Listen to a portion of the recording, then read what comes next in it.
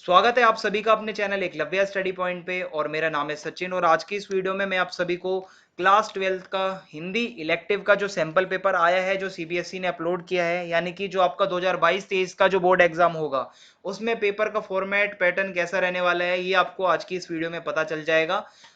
3 घंटे का आपका पेपर होगा और 80 नंबर का पेपर आने वाला है। इस प्रश्न पत्र के अंदर आपके दो खंड हैं, खंड आ और खंड बा, जिसमें कुल 14 प्रश्न रहने वाले हैं।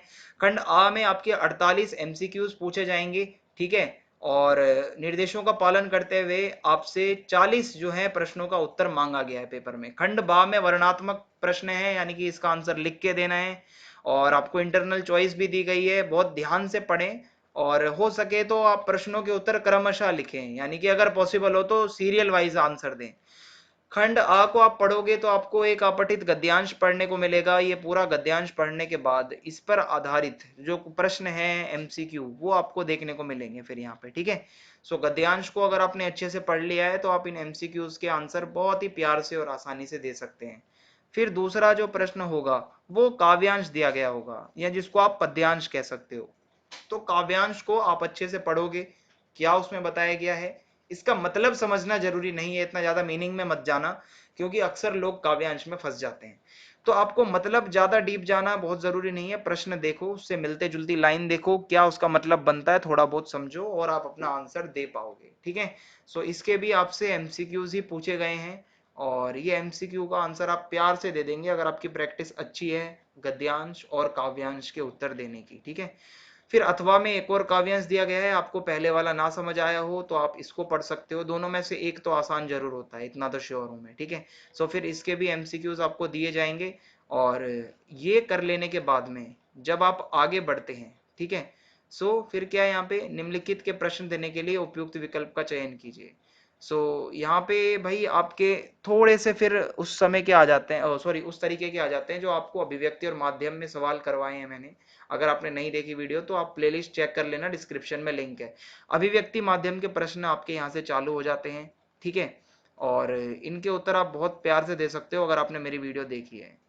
फिर उसके बाद अगर आप यहाँ पे देखोगे कि काव्यांश को पढ़कर पूछे गए प्रश्नों का आंसर देना है आपको, ठीक है। भर जलद धरा को ज्यों अपार वे ही सुख न्यस्त तेरे हित सदा समस्त व्यस्त वह लता वहीं की जहाँ कली, ठीक है। इस तरीके से आप इसको बता सकते हैं, सरोज स्मृति अगर आपने पढ़ा हो ये, ठीक है। इस तरीके से है और इसके फिर एमसीक्यूज भी पूछे गए हैं आपसे। फिर गद्यांश दिया गया है, गद्यांश को पढ़कर, ठीक है। ये आपका वो गद्यांश है जो आपने चैप्टर पढ़ा होगा, ठीक है। इस तरीके से क्या है कि आपने अगर अच्छे से चैप्टर पढ़ा है अंतरा का तो आप इसको पूरा पढ़ के इसके एमसीक्यूज को भी आराम से उत्तर दे दोगे, ठीक है। और आगे बढ़ते हैं अब हम। उसके बाद एमसीक्यूज वगैरह हैं और बिस्कोर की माटी से कुछ एमसीक्यूज पूछे गए हैं आपसे। अंतराल बुक आ जाती है यहाँ पे, ठीक है। यहाँ पे भी कुछ एमसीक्यूज आपसे पूछे जा रहे हैं। और फिर आगे बढ़ते हैं वर्णनात्मक प्रश्नों पे। जब आप आओगे तो आपको एक रचनात्मक लेख लिखना है भाई, ठीक है। किसी भी एक टॉपिक पर आपको लिखना है उसके ऊपर। फिर उसके बाद 8वें प्रश्न में आपको 3 प्रश्न पूछे गए हैं जिसमें से किन्हीं 2 का उत्तर देना है आपको, ठीक है। आगे बढ़ते हैं। 9वां प्रश्न जो है इसमें से आपको लगभग 60 शब्दों में इसका उत्तर देना है। 3-3 नंबर के 2 सवाल आपसे पूछे गए हैं अभिव्यक्ति माध्यम के। फिर यहाँ पे आपसे जो है कविताओं से प्रश्न पूछे गए हैं, ठीक है। आशय स्पष्ट करें या जो भी आपका कविता से रिलेटेड ये प्रश्न आया हुआ है। फिर काव्यांश की साप्रसंग व्याख्या कीजिए। व्याख्या आपके सिलेबस में, आपके पेपर पैटर्न में वापस आ चुकी है। सिलेबस अगर आप अब देखोगे मैंने सब कुछ करवा रखा है, आपको लिंक डिस्क्रिप्शन में दे दिया गया है, ठीक है। फिर आपको यहाँ पे प्रश्न पूछा गया है एक लॉन्ग वाला और उसका आंसर आप दे सकते हो। फिर गद्यांश को पढ़कर इसकी साप्रसंग व्याख्या करनी है। भाई गद्यांश की व्याख्या भी आएगी, काव्यांश की भी व्याख्या आएगी। हिंदी का पेपर थोड़ा सा इस बार ही लेंथी रहने वाला है, आप थोड़ा सा अपना टाइम मैनेज करके चलिएगा।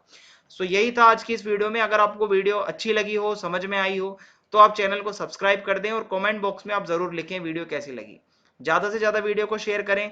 जय हिंद, जय भारत, बहुत बहुत धन्यवाद आप सभी।